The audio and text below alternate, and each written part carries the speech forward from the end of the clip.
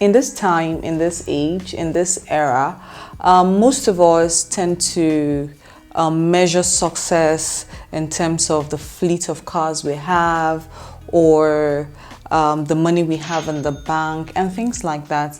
And if you maybe don't have all of those things, you think you're not successful. But I'm here to let you know that we can measure success at every point in our lives, right? If you set a goal, you hit your goal, you are successful, right? You are successful. So do not just wait to time, chance, or you're waiting to have the biggest money in the account before you think you're a successful person. No. Set your goals, no matter how small, no matter how insignificant you think those goals are. As soon as you hit them, then you are a success. So in setting goals, there are things to look out for. Set achievable goals. Make sure you're taking one day at a time. So in this video, I just want to share 5 recipes for success, and I hope it do really help you, because it has really been a guide for me all of these years. Even in my lowest moments, when I look and I see my goals and I see what I have set out to achieve, and then I achieve them, I tell myself, Tare, you are successful. Take a typical example was when I started this YouTube channel. I told myself I have a target of how many videos I can put out. Now, I do not have control of how many people is going to subscribe to the channel, but I had a target of how many videos I can put out, and that was within my control, and I made sure I tried my possible best to hit those targets, and then I could say, yes, I am a success at this YouTube thing. To some other people, they might say, oh, until they start getting paid via AdSense before they can say, oh, they are successful on YouTube. But because I set my own achievable goals, what is within my control, and I hit those targets, then I had to give myself a pat on the back and say, Tare, you are successful at this thing, and you're even going to get better at this thing. So here are my 5 recipes for success. The first thing is you have to take a chance. You have to be a risk taker. Another example was when I left my home country, which is Nigeria, to Ghana here. First, I came here for school. That was in 2011. And then I went back home and I was working. I was doing all of that. But I decided to come back here because I just felt like this is where my life ought to be. I came back here with nothing, absolutely nothing. I took a chance. I took a risk to coming back here to start afresh. I took a chance and immediately I hit the ground running. So the first thing you have to do is take a chance. Be a risk taker. Don't just sit one day and wait for things to fall on your lap. No, you have to take chances. You have to grab it by the bull's horn, if that's the word. Yes. So you always have to take a chance. Don't just wait for things to happen to you. You have to happen to you. So yes, take a chance. And this also is relatable with our business. You might want to start this business for the longest time, but because of the fear of failure, you say, oh, I'll start next year, I'll start next year. But if you do not take a chance to even start or just take that risk, you would never start, and then you can never truly measure if you're going to be successful at that thing or not. The next thing, if you really want to be successful, is you have to be a problem solver. I know in other terms, when people say problem solver, they're thinking, oh, you have to be this person that will invent this very big thing. You have to be this person that would bring this great invention or bring this great solution. But less is always more. I have lived by that rule all my life. Less is always more. Be a problem solver. Look for the simplest thing you can solve and do it well. Know it in total. Know that thing very well, and you'll be surprised. People will be calling you for it. You'll be solving that problem, and that is also a recipe for success. Do not wait and say, there was a time I went to my orthodontist, then I was on braces, and then the doctor that was cleaning my teeth. She was then it was a teaching hospital, so before the main doctor came in. So this doctor came in and she was asking me about what I wore. This was some maybe 4 years back. She was asking me about the cloth I was wearing, and I said, oh, it was my friend that made it and she gave it to me as a gift.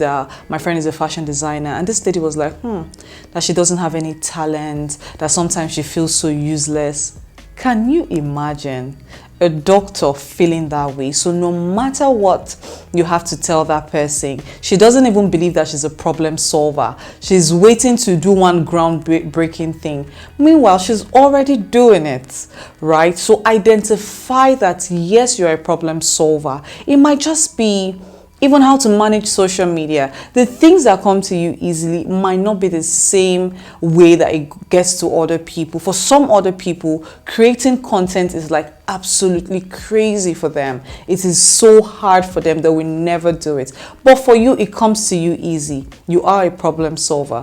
What you have to do is nurture that skill. See how you can build that skill and make sure that you stand out from the crowd. This way you can say, yes, you're successful at what you are doing. To be successful, you need to embrace change. Don't be stagnant, guys. You need to embrace change. I used to, 4 years ago, I used to like teach people how to run ads on Instagram and Facebook. But I became a business owner. I started doing a lot of things with my life. So that aspect of my life, I wasn't nurturing it. I do not really care much about running ads on Facebook, right? I do outsource it from time to time.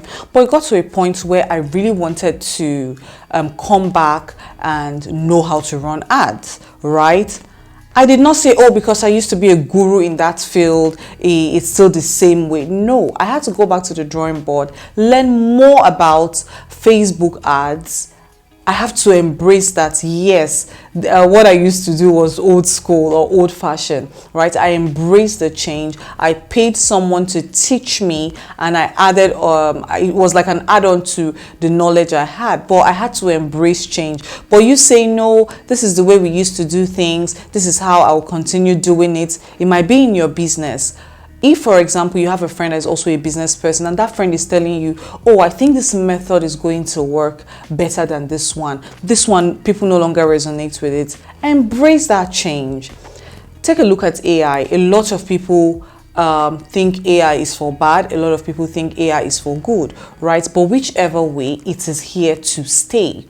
It is here to stay. So you have to embrace the change. Learn what you want to learn about the new knowledge that has come to you, but you have to embrace it and know that, see, times have changed. People are moving forward, and you don't want to be stagnant. So embracing change is one thing you should do if you are looking at being successful in your everyday life and even in your business. Guys, you see, you cannot be on this earth and say you stop learning, especially new skills. You just can't. You really, really can't. I always put myself to a challenge, and I was telling a friend of mine recently. I told her, I said, see, I have been taking these courses on Scrum Master and my head is almost opening, like I'm getting tired. But at the same time, I was enjoying the process. It was annoying me, but I was enjoying the fact that I was learning something new. Yes, I was enjoying that fact. I was taking notes. I was seeing things, hearing terminologies I've never heard before, but it was giving me some sort of joy because it's a new skill. It is something new that I never thought I was going to learn. So this way, you are building yourself for success, right? You're learning a new skill. It might be project management. It might be something on computer science. Just something. You can't just say you will sit down and not learn something new. It might even be in your business. Learn new skills. It is so important, guys. You cannot count your success and say it is what you used to know 10 years ago and you want to use it to measure success for today. It's not going to work, guys. So learn new skills. Embrace the art of learning. Once you become unteachable, you have failed. Once you become that person, Okay, in church, my pastor will say there's no two meetings with my pastor that is the same. No two meetings. And also, if you're that person that always think, oh, I've heard this preaching before, it's of no use to me, then you're setting yourself up for failure. Learn new skills every day. This is going to help you in your business, because some things that was working in your business even a year ago is not working right now. Okay, take a look at for example, in my business, Ladies and Scarves, a year ago, there's a way I take my pictures a year ago, there's a way I do my videos a year ago, but right now it is no longer that way. Yes, I'm true to my style, but at the same time, I am like trying to upgrade, learn new skills to add on to what I already know. So yes, learning new skill is one thing that will catapult you to the success level that you want to be. And to round this up, setting goals. If you do not set goals, how can you measure your success, guys? You need to set goals, no matter how small, no matter how big, no matter how insignificant other people might think that goal is. Set goals. Once you set your goal, it is easy for you to tick it off and say, yes, I am successful at this thing. Just take a look at our to-do list. When you have 5 things to do in a day, and you accomplish them, you go back to your to-do list. It gives you this sense of joy that yes, today is a success. There are days I want to celebrate my success, and then maybe when let's say I round up everything I'm doing for the day at 5 or 6 p.m., I come to my hall and then I relax, I drink cold water, and I be like, I want to watch a movie at 6, because usually, I don't know, it just happens that I get to start watching movie at 8 p.m, right? But if I finish everything I want to do, I have my bath for the evening and I come to my hall, I sit on my couch, I drink this chilled water, and I be like, oh my God, today is such a success. I was able to measure my success because I had a to-do list and I could tick them off. So set goals and make sure you try everything within your power to achieve each goal, and that way you'll be able to say, yes, I am a success today, and it will give you some sort of fulfillment.